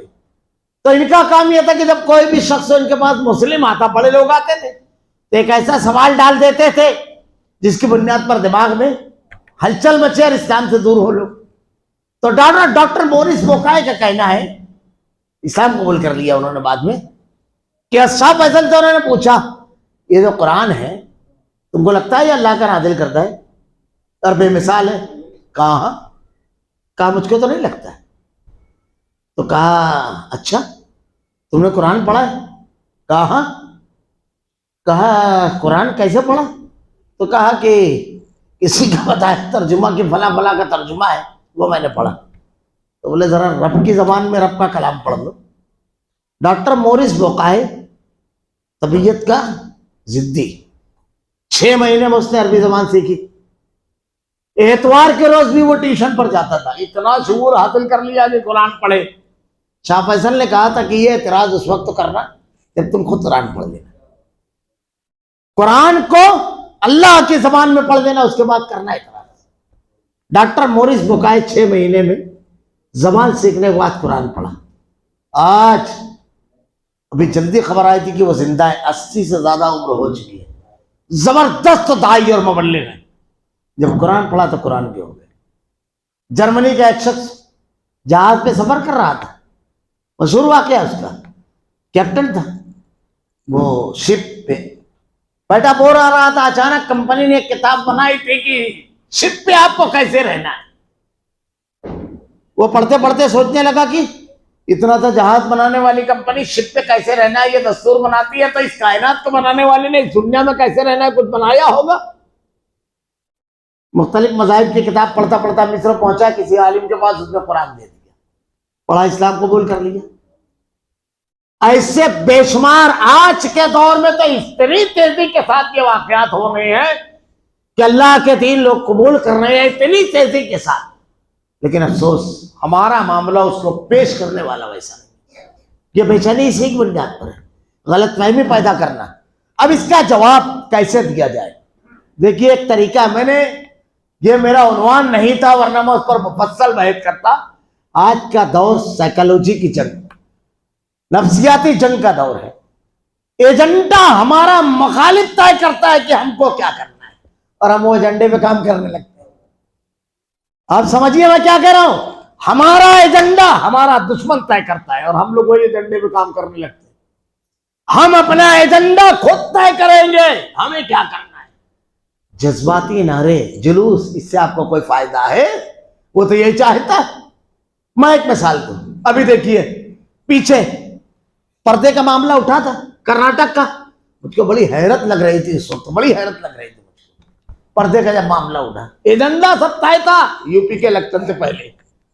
جب وہ پہلی خبر آئی تو آپ نے اس کو کس انداز میں دیکھا؟ میں نے بہرحال ایجنڈا طے تھا۔ کیا خبر تھی؟